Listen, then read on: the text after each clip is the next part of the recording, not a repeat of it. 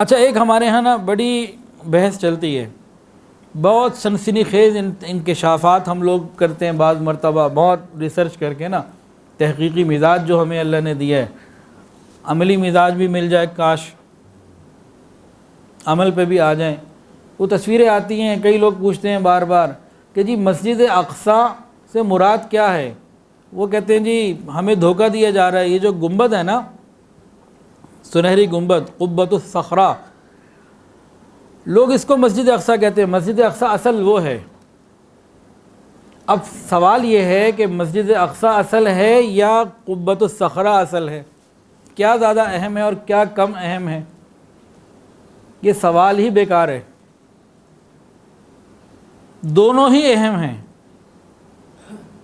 یہ سوال ہی بیکار ہے کہ اس کو اہمیت دینی ہے اور اس کو نہیں دینی، یا اس کو کم دینی ہے یا اس کو زیادہ دینی ہے۔ اس جگہ جو مسجد اقصیٰ کے نام جگہ کر دی گئی، اس کا ایک ایک ذرہ اہم ہے۔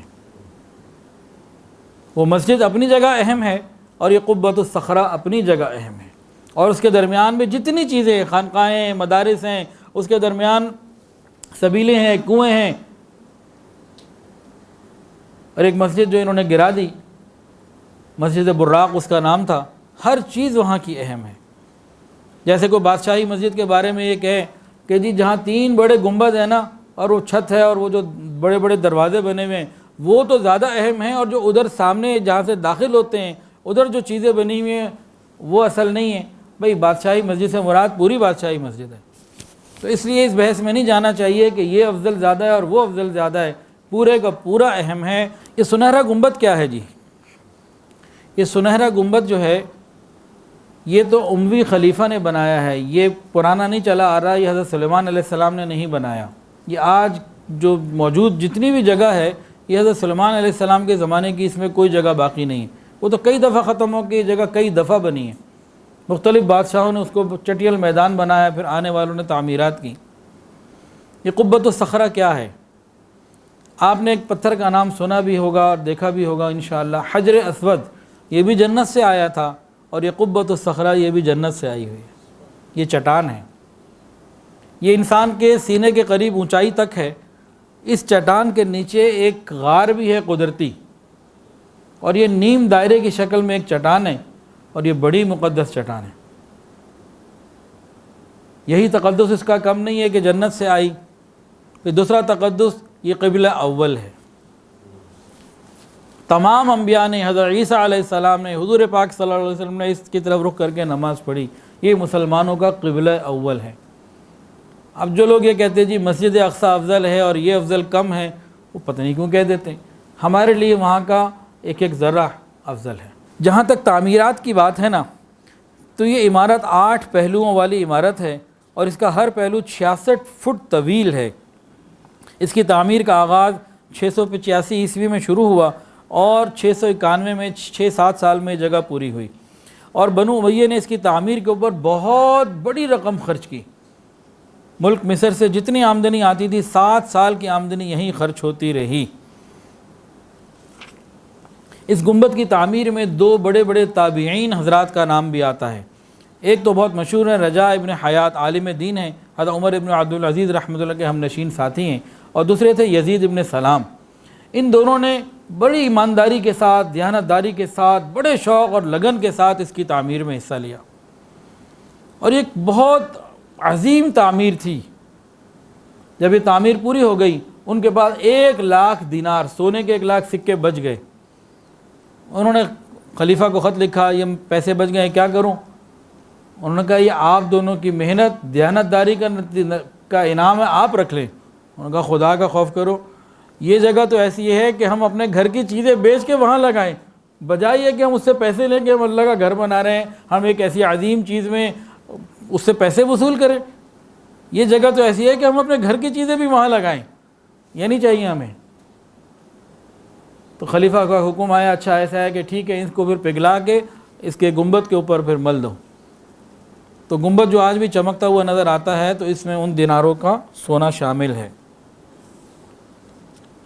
اچھا ہاں، ایک عجیب بات، 11ویں عیسوی میں جب 80 سال کے لیے عیسائیوں نے اس قبۃ الصخرہ پہ بھی قبضہ کیا، پورے بیت المقدس پہ قبضہ تھا، جس کو صلاح الدین ایوبی رحمۃ اللہ علیہ نے واپس لیا، اس درمیان کیا ہوا تھا، جو بڑے بڑے پادری تھے نا، انہوں نے کیا کیا، اس قبۃ الصخرہ کے ٹکڑوں کو سونے کے عوض بیچنا شروع کر دیا، بھئی جتنے وزن کا سونا لاؤ گے اتنے وزن کا پتھر تمہیں کاٹ کے دے دیں گے۔ جب عیسائی بادشاہوں کو یہ خبر ملی تو پھر انہوں نے پادریوں پہ تو زور نہ چلا، لیکن وہاں انہوں نے جو ہے نا وہ پتھر کی سلیبیں لگوا دیں کہ وہاں تک کسی کا ہاتھ ہی نہ پہنچ سکے۔ اس طریقے سے یہ معاملہ ہوا۔ اب سوال یہ پیدا ہوتا ہے مسلمانوں نے کس وجہ سے یہ اتنی عظیم الشان تعمیر کی، اس کی وجہ کیا ہے؟ اس کے مختلف جوابات لکھیں۔ ایک جواب تو یہ لکھا ہے کہ یہاں کے جو مسلمان عوام تھے نا، نئے نئے مسلمان ہوئے تھے، اس علاقے کے بیت المقدس فتح ہوا، لوگ بہت کثرت سے مسلمان ہوئے، انہوں نے وہ تو مدینہ اور مکہ کے معاملات اور وہ تربیت تو نہ ہوئی تھی ان کی، تو رومی سلطنت کی باتیں کچھ باقی تھیں۔ تو مسلمانوں نے یہ طے کیا کہ یہاں ایک جگہ بہت اہم ہے، قیمتی ہے، مسلمانوں کا قبلہ اول ہے، تو اس کے اوپر ایک تعمیر ایسی قائم کر دی جائے جو مسلمانوں کے لیے ایک یادگار، ایک شاہکار، ایک ورثہ بن جائے۔ اور یاد رکھیں، یہ بیت المقدس کسی ایک ملک کا ورثہ نہیں، پوری امت کا ورثہ ہے۔ جتنے ممالک ہیں، جتنے مسلمان ہیں، جتنے مسلمان ممالک، جتنے دنیا میں مسلمان، یہ سب کا، یہ امت کا ورثہ ہے، کسی ایک ملک کا ورثہ نہیں ہے، یہ ہم سب کا ورثہ ہے۔ تو اسلامی تاریخ میں ایک ایسا شہپارہ ہے، تو اس کو انہوں نے کہا کہ ایسی عظیم تعمیر ہو کہ اسلام کی شان و شوکت، رعب اور دبدبہ یہ دنیا کے اوپر سامنے آئے۔